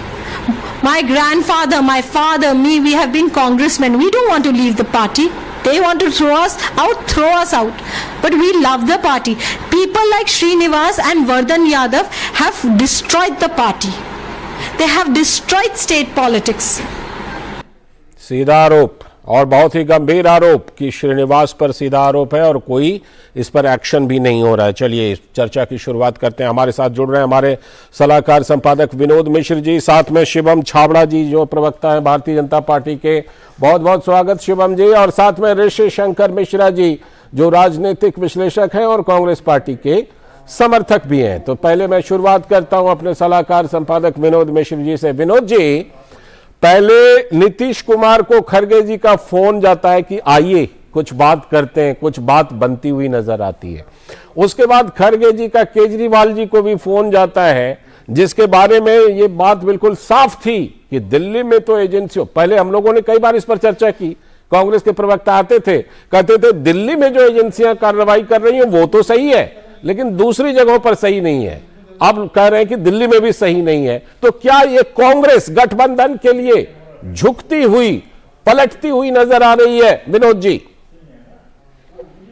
जी, पहले मैं आपकी report पे ही आऊं तो अगर ये कहूं कि इस रिश्ते को क्या नाम दूं, ये जो विपक्षी एकता की बात हो रही है उस विपक्षी एकता में आप आज क्या ये डेवलपमेंट देखिए कि जिस तरह से बातें हो रही है कि अरविंद केजरीवाल का पर जब जो सीबीआई का ये सम्मन आया था क्वेश्चनर को लेके और उनको बुलाया गया था तो सबसे पहला फोन मल्लिकार्जुन खड़गे का आता है और मल्लिकार्जुन खड़गे उन्हें सांत्वना देते हुए दिखते हैं कि ये केंद्रीय एजेंसियां जो है वो गलत कर रही है और उसके खिलाफ हम लोग सारे विपक्ष के लोग एक साथ में आवाज उठाएंगे। लेकिन हुआ क्या, अगले दिन अजय माकन जो कांग्रेस के वरिष्ठ लीडर हैं, दिल्ली में शीला दीक्षित के समय में मंत्री भी रहे हैं, केंद्र में भी मंत्री रहे हैं और दिल्ली में प्रदेश में वो कांग्रेस का एक बड़ा चेहरा भी है। तो उन्होंने ये जो कहा था और साफ साफ कहा था, मीडिया से कहा था कि ये किसी तरह से कांग्रेस को भ्रष्टाचार के मुद्दे पर और केजरीवाल का जो ये करप्शन है इसके मुद्दे पर सहानुभूति नहीं दिखानी चाहिए। लेकिन उल्टा हुआ क्या कि अगले दिन कल जब शक्ति सिंह गोयल जो यहाँ कांग्रेस के प्रभारी हैं वो सीधे सीधे ये बात कह रहे हैं कि ये जो केंद्रीय एजेंसी की जांच है आबकारी नीति पर ये सरासर बेईमानी है। तो अब आप इसको इस तरह से समझ सकते हैं कि क्या कांग्रेस की इतनी मजबूरी है कि वो एक तिनके को समझने के लिए समझने के लिए वो सारी चीजों को, अपनी विचारधारा को, अपनी सारी पार्टी की नीतियों को सब कुछ ताक पे रख के एक एक चीज को आगे बढ़ा रही है। रही बात, दूसरी बात आप देखिए कि कांग्रेस के साथ में और आम आदमी पार्टी के साथ में ये गठजोड़ का ये पुराना एक रिश्ता है जी। आपको याद होगा 2013 में अन्ना के आंदोलन में जो कांग्रेस के इंडिया अगेंस्ट करप्शन का जो था नारा, उसमें अरविंद केजरीवाल धरने पे बैठे थे, वो सीधे सीधे कांग्रेस पे ही टारगेट था। जी जी बिल्कुल। और सीधे सीधे कांग्रेस के भ्रष्टाचार को लेके और कांग्रेस के करप्शन को लेके देश भर में एक मुहिम बनाने की कोशिश की थी, काफी सक्सेस भी मिला। उसके बाद उन्होंने पार्टी भी बनाई थी और जब वो विधानसभा में इलेक्शन जीत के आए तो उस समय में उनकी इतनी नंबर्स नहीं थी। उस समय में सबसे पहले बीजेपी की उनसे ज्यादा, काफी ज्यादा सीटें थी जी। लेकिन कांग्रेस में इतने जन्म होने के बाद भी केजरीवाल को पहला मुख्यमंत्री बनाने वाला कांग्रेस पार्टी ही है। बिल्कुल।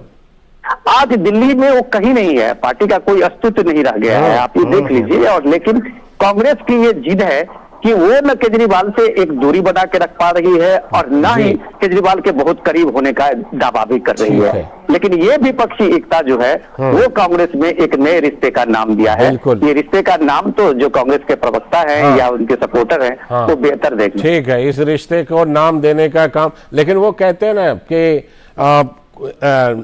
रिश्ते को नाम न दो वाला भी कोई एक गाना है, फिल्मी गाना, ठीक है।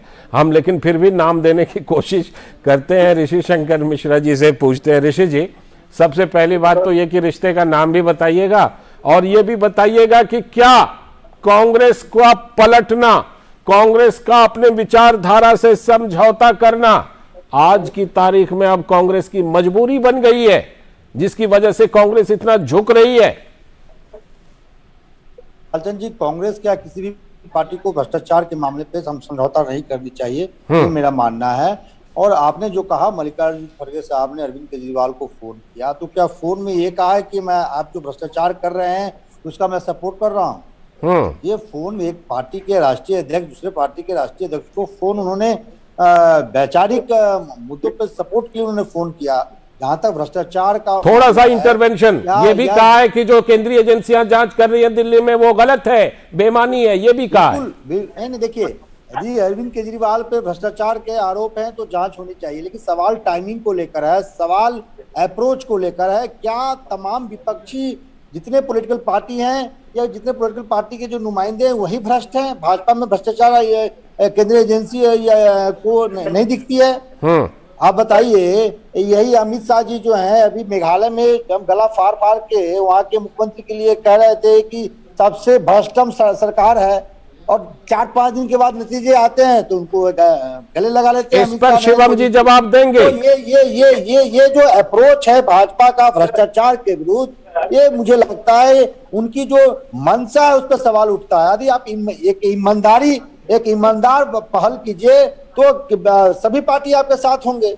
इस मंशा पर जो आपने सवाल उठाया, शिवम जी जवाब देंगे। आप कांग्रेस के उस पर जवाब दीजिए मुझे कि कांग्रेस क्यों इस तरह से रुख बदल रही है, क्यों पलट रही है? मेघालय वाले अप्रोच पे इनसे शिवम जी से जवाब, शिवम जी बोलेंगे, शिवम जी उस पर देंगे जवाब। मुख्यमंत्री 4 दिन पहले और 5वां दिन हो गए, ईमानदार आओ गले। अच्छा ठीक है, पहले शिवम जी से ही जवाब। शिवम जी, आप इन्होंने जो सवाल उठाया पहले इसी पर जवाब दे दीजिए।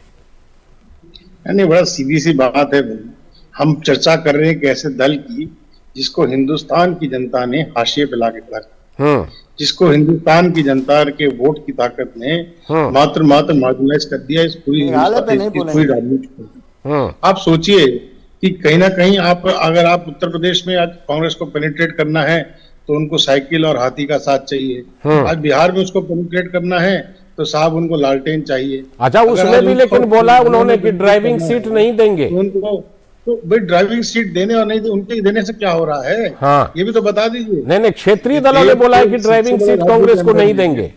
नहीं, मैंने कहा ना कि ये उनकी मनगढ़ंत बातों से तो राजनीति नहीं चलती, समीकरणों से चलती है। और समीकरण इस प्रकार शिवम भाई भाजपा का भ्रष्टाचार, इनका जवाब ले लीजिए ऋषि जी, पहले इनका जवाब ले लीजिए। चंद्रशेखर की महत्वाकांक्षा को डिनाई नहीं किया जा सकता है। तो कहीं ना कहीं आप इस बात, और अरविंद केजरीवाल, ममता बनर्जी हो, उनकी महत्वाकांक्षाएं आप कल्पना करिए कि वो आसमान छू रही है। उनको गलतफहमी ये हो गई है कि साहब एक प्रदेश में आकर के मुख्यमंत्री बन करके उनको पूरे देश भर का साथ मिल रहा है, तो ये उनकी गलतफहमियां हैं। लेकिन मैं एक बात बड़ी स्पष्ट रूप से कहना चाहता हूँ जी, प्रधानमंत्री मोदी जी का जो करिश्माई नेतृत्व, उसके सामने ना कोई ये सच्चाई है कि विपक्ष के कोई भी नेता उनके मैनिफेस्टो के सामने ठीक नहीं पा रहा है। पर कहीं ना कहीं इसकी बौखलाहट का ही कारण है कि आप कल्पना करिए कि खड़गे जी को आज अरविंद केजरीवाल साहब को फोन करना पड़ा। आ रहा हूँ ऋषि जी, आ रहा हूँ ऋषि जी, आ रहा हूँ।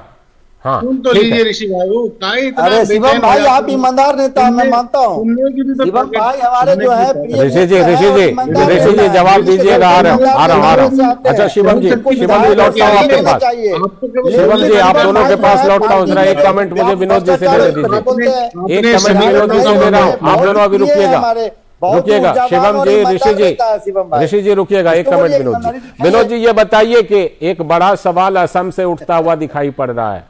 जिस तरह से वो पार्टी की नेता अंकिता ने जो सवाल उठाया है, और सवाल बाकियों पर उठाया, श्रीनिवास पर उठाया, ये जो सवाल उठाया है इससे केंद्रीय नेतृत्व पर भी सवाल है कि आप नारा तो देते हैं कि लड़की हूं, लड़ सकती हूं, लेकिन जब एक लड़की की आवाज पार्टी के अंदर से उठती है तो उसका संज्ञान, उसकी सुनवाई के लिए कोई नहीं, ना राहुल गांधी ना प्रियंका गांधी। ये अपने आप में कथनी कुछ और, करनी कुछ और।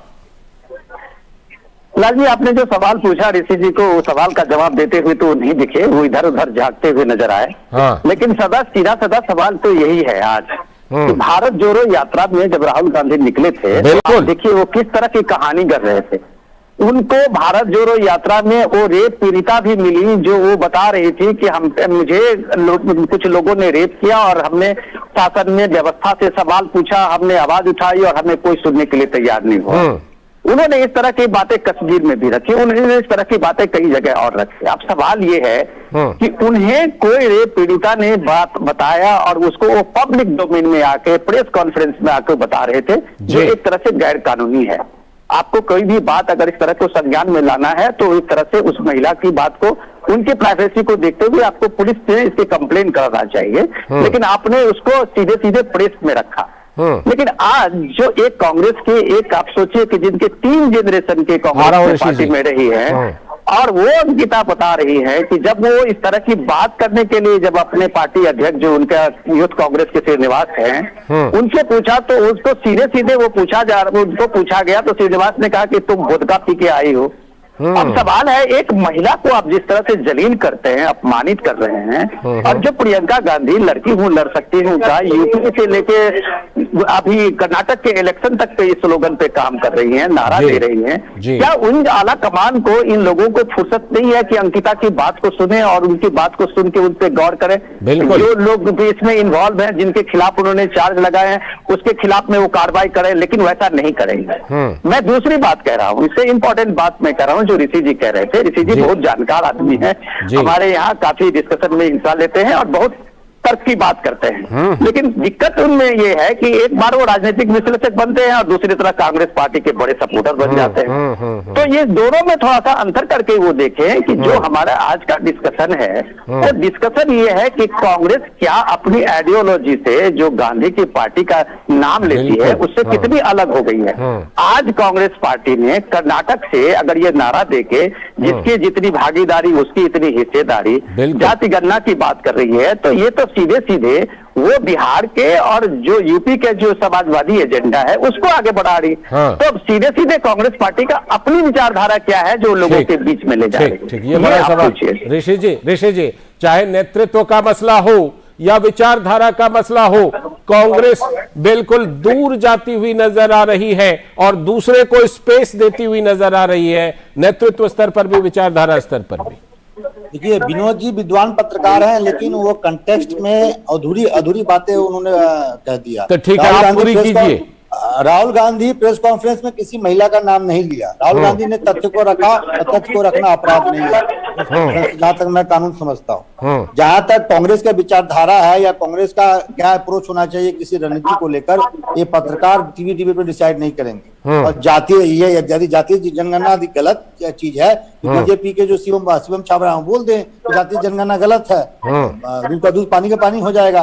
बीजेपी खुद कंफ्यूज है जातीय जनगणना को लेकर। बिहार बीजेपी जातीय जनगणना कराना चाहती है, राष्ट्रीय स्तर पे बीजेपी जाति जनगणना को लेकर स्पष्ट नहीं है, तो कब भाई ये बीजेपी कह दे कि जाति जनगणना नहीं कराएंगे। आपने फिर से एक बार गेंद बीजेपी के कोर्ट में डाला है, पहले भी आप डाले थे। तो भाई देश जानना चाहता है ना, सबसे बड़ी पार्टी है हिंदुस्तान की सबसे बड़ी पार्टी का जाति जनगणना को लेकर क्या मैंडेट है, ये तो देश जानना चाहिए ना लालचंद जी।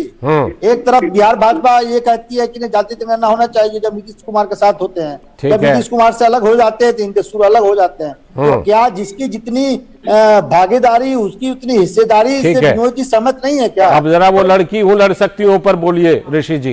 देखिए मेरा ये मानना है कोई भी नेता चाहे किसी भी पद पे हो, कितना भी बड़ा नेता हो, माँ बहनों का सम्मान करना नहीं जानता है, उस पर निश्चित ही कार्रवाई होनी चाहिए। और आपके माध्यम से राहुल गांधी और पार्टी शीर्ष नेतृत्व को एक पत्रकार और राजनीतिक विश्लेषक होने के नाते भी मैं ये कहना चाहूंगा कि यदि ये मामला गंभीर है तो बिल्कुल कार्रवाई होनी चाहिए उन नेताओं पे। लेकिन भाजपा इस पे ज्ञान न दे, क्योंकि भाजपा में कुलदीप सेंगर और चिन्मयानंद जैसे ताज ऑलरेडी बैठे हैं जो महिला को कितना सम्मान करते हैं। आपने एक बार फिर से बॉल डाल दिया उनके कोर्ट में, ठीक है शिवम जी। पिछली बार भी आपके कोर्ट में बॉल डाल दिया था, इस बार भी डाल दिया, अब इस बार आप फिर से अपनी तरफ से सज्जन आदमी है, जवाब सीधा और सज्जन आदमी अच्छे लोग हैं।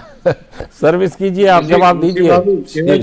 सुनने की क्षमता रखना, बाकी कोई बात नहीं, आपका ज्ञान मैं कभी ले लूंगा, आप मेरे मित्र हैं। मैं केवल ये कह रहा हूँ कि जिस पार्टी को हिंदुस्तान के लोगों ने हाशिए पे लाके खड़ा कर दिया, आप देखिए ना, मैंने विनोद जी ने जैसा कहा कि जितने प्रदेश हैं, मतलब कल्पना करिए कि जो राजनीतिक दल राष्ट्रीय दल के तौर पे उभरता हुआ देश की जो अपने आप क्लेम करता था कि साहब स्वाधीनता के अंदर उसका बड़ा योगदान है, कहीं ना कहीं आज 2023 आते आते आप कल्पना करिए कि 2 से 3 प्रदेशों में उनका अस्तित्व रह गया है। उत्तर प्रदेश में तो खाता नहीं खुल रहा है, तो कहीं ना कहीं इस बात को सिद्ध करता है कहीं ना कहीं कांग्रेस से हिंदुस्तान की जनता का मोह भंग है। दूसरी बात, आपने एक और बात कही कि भ्रष्टाचार की बात बड़ी बड़ी अभी ऋषि बाबू कह रहे थे। अरे भाई, जिनके मंत्री जेल में हो, जिनके नेता लगातार कोर्ट ने कन्विक्ट कर दिया हो करप्शन के केसेस के अंदर में, वो फोर्स हिंदुस्तान भूला नहीं है, वो फोर्स को इंडिया भूला नहीं है, और कहीं ना कहीं सीडब्ल्यूजी में स्कैम हुआ है उसको भी इंडिया नहीं भूला है। तो कहीं ना कहीं इस प्रकार के जो स्कैमस्टर्स हैं, अगर वो भारतीय जनता पार्टी के भ्रष्टाचार मुक्त शासन पर प्रश्न चिन्ह लगाना चाहते हैं, तो मैं उनसे निवेदन करूंगा कुछ ना कुछ क्रेडिबल इंफॉर्मेशन लेकर के आए, कुछ ना कुछ तथ्य लेकर के आए, केवल बतौले के लिए ना बोले, जिससे कि उनकी साख पे बहुत फर्क पड़ता है। कहीं ना कहीं ये बात भी सिद्ध है कि जो बड़ी बड़ी बातें महिला सुरक्षा के नाम पर कांग्रेस पार्टी लगातार करती है, नारा भी लड़की हूँ लड़की हूँ, नहीं इस प्रकार का नारा तो मैंने कहा ना कि क्योंकि क्या है कि क्रेडिबिलिटी नहीं है ना। आप प्रियंका गांधी जी ने इस प्रकार का नारा उत्तर प्रदेश में देने का प्रयास किया, लेकिन वहां की जनता ने भी उनको धराशायी कर दिया। ठीक है, अब इनको कर्नाटका ले जाएं या तेलंगाना ले जाएं या और किसी राज्य में ले जाएं, तो वहां उसका कोई अस्तित्व नहीं, क्योंकि कथनी और करनी में बहुत अंतर है। ठीक है, लौटता हूँ विनोद जी। हमने देखा कि खड़गे जी का फोन नीतीश कुमार को गया, खड़गे जी का फोन अरविंद केजरीवाल को गया, अब और खड़गे जी का तीसरे चौथे पांचवें नेता को भी फोन जा सकता है। कांग्रेस किस तरफ बढ़ती हुई नजर आ रही है विनोद जी? जी, जैसा कि हम लोग अभी 1-2 दिन से देख रहे हैं इन चीजों को, जो डेवलपमेंट आप देख रहे हैं, उसमें सबसे बड़ी बात तो ये है कि कांग्रेस एक हताशा की पार्टी बन गई, और निराशा ये है कि कांग्रेस की अपनी जो मूल विचारधारा है, अपनी जो मूल उनका अपना एक चरित्र है, उन सब सारी चीजों को छोड़ के क्या राहुल गांधी या मल्लिकार्जुन खड़गे में जो डिस्पैरेशन है वो साफ साफ दिखने लगा है। डिस्पैरेशन की बात मैं ये कह रहा हूँ कि अब विपक्षी एकता को लेके किस तरह की पहल कर रहे हैं। ये बात आप देखिए कि सीधे सीधे जो थर्ड फ्रंट का अपना एक एग्जिस्टेंस है वो आज भी कायम है। जैसा कि सीताराम येचुरी ने इनके साथ विपक्ष की एकता की बैठक में आके भी उन्होंने कहा कि थर्ड फ्रंट की बात कायम है। ठीक है, आप इनके साथ में एंटी कांग्रेस का जो फ्रंट है उसमें आप देखिए कि केसीआर का अपनी मुहिम अपनी जगह पे कायम है, वो किसी भी तरह से कांग्रेस के साथ नहीं जा सकते। नवीन पटनायक जो है किसी भी तरह से इनके इस विपक्षी एकता में शामिल नहीं हो सकते हैं। तो अब ये जो केजरीवाल को लेके ये बात हो रही है, क्या केजरीवाल का जो इन्फ्लुएंस है, जिसको मीडिया में या सोशल मीडिया पे इन्होंने देखे होंगे, जो पीएम मोदी के खिलाफ इतने असभ्य और इस तरह की गलत टिप्पणी करके अपने को एक तरह से एक कद्दावर लीडर बनाने की कोशिश कर रहे हैं, क्या कांग्रेस को उनकी इमेज बढ़ती हुई इमेज लग रहा है कि ये एक कद्दावर नेता हो सकते हैं और जी, जिनकी एक राष्ट्रीय पहुंच हो सकती है। ठीक। तो ये सबसे बड़ी बात ये है कि जब आप पार्टी, यही आम आदमी पार्टी जब के गुजरात में जाती है, यही आम आदमी पार्टी गोवा में जाती है, यही मायावती हिमाचल में जाती है, तो पंजाब आप से भी उसको साफ कहते कर हैं, चुकी है। आप उसको कहते हैं ये बीजेपी की बी टीम है। लेकिन आप ये देखिए कि ये ऐसा कैसे ये हो रहा है कि जिसमें आप ये देखिए कि सीधे सीधे अब कांग्रेस पार्टी, आम आदमी पार्टी और केजरीवाल की पैरवी करते हुए दिख रहे हैं। दूसरी बात जो सबसे इंपॉर्टेंट है, आप एक बार उनको भी पूछिए ऋषि जी को। ऋषि जी थोड़ा सा गंभीर आदमी है, लेकिन पता नहीं वो तर्कों में कहीं से फिसल जाते हैं। उनको पूछिए कि राहुल गांधी से क्या कभी केजरीवाल की 1-to-1 हुई है? लेकिन क्या पता, अब जब खड़गे जी का फोन गया तो हो सकता है हो जाए। मैं यही बात उनको कहना चाह रहा हूं। तो फिर नीतीश कुमार की क्या भूमिका थी? ठीक, नीतीश कुमार की भूमिका जो जवाब देने के लिए हाथ उठा रहे हैं वो यही भूमिका थी कि जिन जिन लोगों से राहुल गांधी की 1-to-1 नहीं है, उसके पाल आप नीतीश कुमार करेंगे। अब तो ये नीतीश कुमार को तय करना है कि वो कांग्रेस के लिए यहाँ काम कर रहे हैं या अपनी एक राष्ट्रीय इमेज की पहचान को दोबारा साबित करना चाहते हैं। ऋषि जी, अब आपकी बारी, बताइए ऋषि जी। एक सवाल पूछा गया है कि क्या राहुल गांधी जी से भी जल्दी मुलाकात होगी, और साथ में ये भी जोड़ दीजिएगा कि खड़गे जी का फोन कल को केसीआर को भी जा सकता है, ममता बनर्जी को, नवीन पटनायक को भी। देखिए, आदरणीय बड़े भाई विनोद जी कई बार एक कह चुके हैं कि कांग्रेस में राहुल गांधी सर्वसर्वा है, लेकिन आज विनोद जी खुद खंडन कर दिए कि देखिए मल्लिकार्जुन खड़गे साहब से अरविंद केजरीवाल की बात होती है, राहुल गांधी क्या बात करेंगे? अरे भैया, पार्टी के अध्यक्ष मल्लिकार्जुन खड़गे हैं, वो डिसाइड करेंगे आगे क्या होगा। ठीक है, जेपी नड्डा जी थोड़ी है कि मतलब नाम अच्छा लग रहा है, सुनने में अच्छा लग रहा है। भाजपा में जो जेपी नड्डा जी जो है नाम के अध्यक्ष है। जेपी नड्डा जी एक प्रदेश अध्यक्ष भी अपॉइंट कर सकते हैं क्या? शिवम छाबड़ा जी से ऑफ द रिकॉर्ड पूछिएगा, बताएंगे वो। अच्छा, तो शिवम जी बताएंगे। आदमी वो बताते हैं कि ऑफ द रिकॉर्ड बताना चाहिए कि क्या जेपी नड्डा जी जैसे मल्लिकार्जुन खड़गे साहब नहीं है, पार्टी में क्या होगा, पार्टी की रणनीति क्या होगी, ये मल्लिकार्जुन खड़गे साहब डिसाइड करते हैं। तीसरी बार आपने उनके कोर्ट में बॉल डाला है। मल्लिकार्जुन खड़गे साहब ने अरविंद केजरीवाल को इसलिए फोन किया कि जिस प्रकार से विपक्ष के नेताओं को फ्रेम किया जा रहा है, उनके इमेज को धूमिल किया जा रहा है, क्या सिर्फ जो करप्ट नेता, जवाब ले लीजिए शिवम जी से। सियासत सुन लीजिए एक मिनट, सियासतदान में हर पार्टी में करप्ट नेता है, लेकिन क्या एक भाजपा ही एक पार्टी है? विनोद जी भी ईमानदारी से आपने हमेशा उनके कोर्ट में बॉल डाला, तो उनको आप बोल लेने दीजिए। बोलिए शिवम जी। भाजपा में नहीं, शिवम जी का जवाब लेने करूंगा लालचंद जी, मैं पर्सनल ओपिनियन भी आप सभी पैनलिस्ट से जानना चाहता हूँ। भाजपा में एक भी भ्रष्ट नेता नहीं है। उनसे जवाब ले लीजिए ना, आप जो डायरेक्ट पूछ रहे हैं वो वही जवाब देता हूँ। हाँ बोलिए शिवम। मैं कह रहा हूँ ऋषि भाई ने भी बोला ना कि कांग्रेस के अंदर में मल्लिकार्जुन खड़गे नेता हैं, जो वो तय करते सब कुछ। मैं चाहता हूँ ताकतवर नेता है, आप सुन लीजिए और नीचे लिख दीजिए कॉमेडी एलिमेंट, तो आप विश्वास मानिए आपको भरपूर लाइक मिलेंगे, ये मेरा विश्वास है। भाई जिस पार्टी की आप कल्पना करिए कि जिसकी नींव ही गांधी परिवार हो, ठीक है, भाई आप समझिए कि आज भी सर्वेसर्वा कौन है? सोनिया जी हैं, खड़गे जी बशर्ते अध्यक्ष बन गए हो आप। अच्छा, इस बात का अंदाजा लगाइए, चुनावी प्रक्रिया से जीत के आए हैं। चलिए ठीक है, ये लोकतंत्र के आंतरिक लोकतंत्र के दावे अपनी जगह, लोकतंत्र को मानती है, लेकिन जो सवाल आज हम पूछ रहे हैं वो यही कि कांग्रेस और कितना समझौता करेगी। चलिए समय की कमी है फिलहाल। बहुत बहुत शुक्रिया शिवम जी आपका, साथ में ऋषि जी आपका भी बहुत बहुत शुक्रिया जुड़ने के लिए, विश्लेषण करने के लिए, और विनोद जी आपका भी जुड़ने के लिए और इस चर्चा में हिस्सा लेने के लिए। तो ये आज की हमारी खास चर्चा थी कि लगातार गठबंधन को लेकर कांग्रेस झुक रही है, समझौता कर रही है।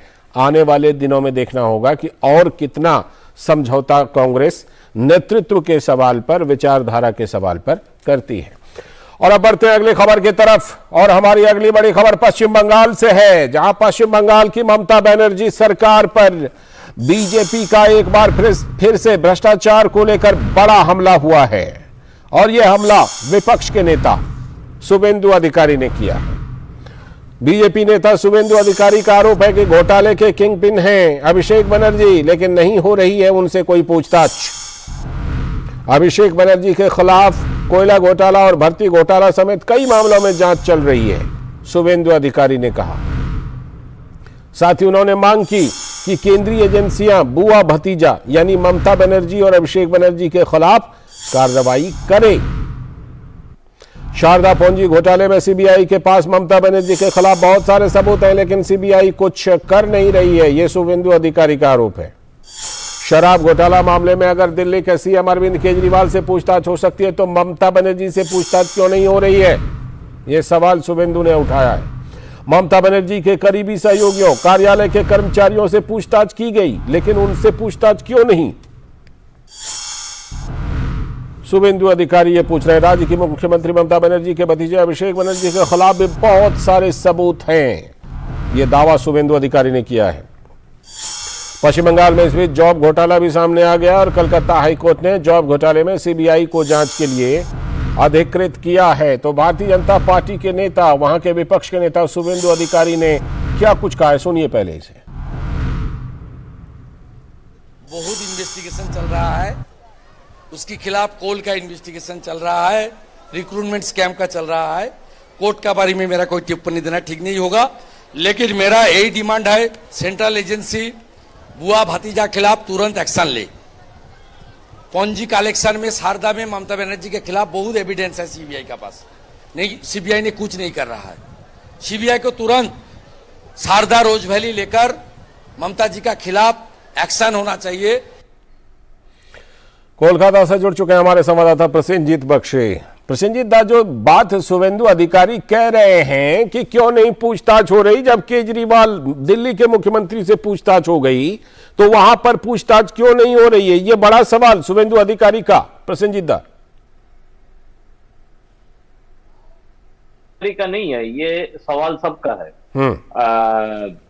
इस तरह से कहना ठीक होगा कि नहीं मुझे पता नहीं, ये जो भी अधिकृत संस्था है वो अपने हिसाब से काम करे, यही हमारा सोच है जी। लेकिन ये सवाल बस, ट्राम, चाय की दुकान हर जगह पे होने लगे हैं कि हर स्टेट में, चाहे वो महाराष्ट्र में हो, चाहे वो दिल्ली में हो, चाहे वो तमिलनाडु में हो, चाहे वो हरियाणा या कुछ भी जगह पे हो, बिहार में हो, हर जगह पे जिसके खिलाफ इस तरह के आरोप है और काफी सारे प्रमाण भी है, तो जो अधिकृत संस्थाएं है उसके खिलाफ जो कार्रवाई या जो इंटरोगेशन ये जारी रखे हैं।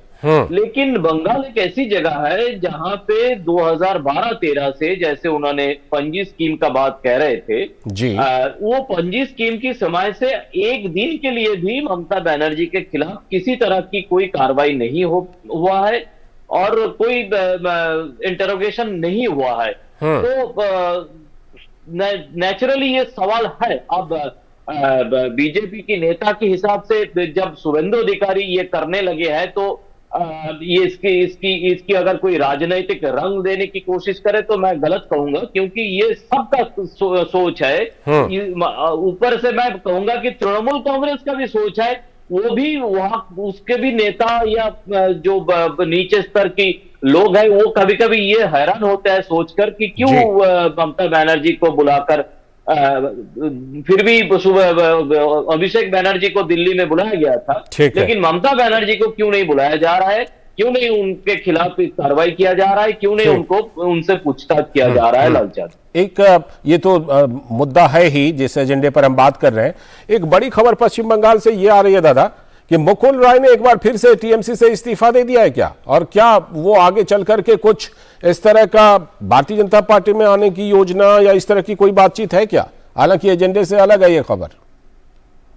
नहीं लालचंद, इसमें एक टेक्निकल बात मैं बता दूं कि मुकुल राय के बारे में कुछ प्राइवेट चैनल जो चला रहा है, ये इसमें हम ना जाए तो ठीक है, क्योंकि मुकुल राय बीजेपी में ही था, बीजेपी में ही है। उनको वो जब तक विधानसभा की अपने पद से इस्तीफा नहीं देते हैं और तब तक वो बीजेपी में ही है। अब वो बाहर में किसी पार्टी ऑफिस में तृणमूल कांग्रेस की झंडा पकड़ के अपने आप को तृणमूल कांग्रेस बताए थे, लेकिन शुभेंदु इसके आधार पर शुभेंदु अधिकारी ने स्पीकर के सामने अपना बात रखे भी थे, केस भी किए थे, लेकिन स्पीकर भी, अभी स्पीकर तृणमूल कांग्रेस से चुने गए स्पीकर, उन्होंने भी मुकुल राय को बीजेपी का विधायक बताया और इसी हिसाब से उनको पीएससी का चेयरमैन बनाए थे। अब मुकुल राय के लिए ये फंसे हुए चीज है कि वो कहाँ पे है, उसके लिए भी ये ठीक करना मुश्किल है, वो तृणमूल में है या बीजेपी में है, लेकिन वो तकनीकी तौर पर बिल्कुल वो अभी तक भारतीय जनता पार्टी में ही बने हुए थे, जाहिर सी बात है। बहुत बहुत शुक्रिया दादा जुड़ने के लिए, इस खबर पर चर्चा करने के लिए। कोलकाता से जुड़े थे हमारे संवाददाता प्रसेनजीत बख्शी जी। और इसी के साथ आज के इस वक्त में इतना ही। पूरी टीम को दीजिए अनुमति, लेकिन कल फिर इसी वक्त हम लेकर हाजिर होंगे ये खास प्रोग्राम इस वक्त। और इस बीच में डीडी न्यूज पर खबरों और कार्यक्रमों का सिलसिला लगातार जारी है। नमस्कार।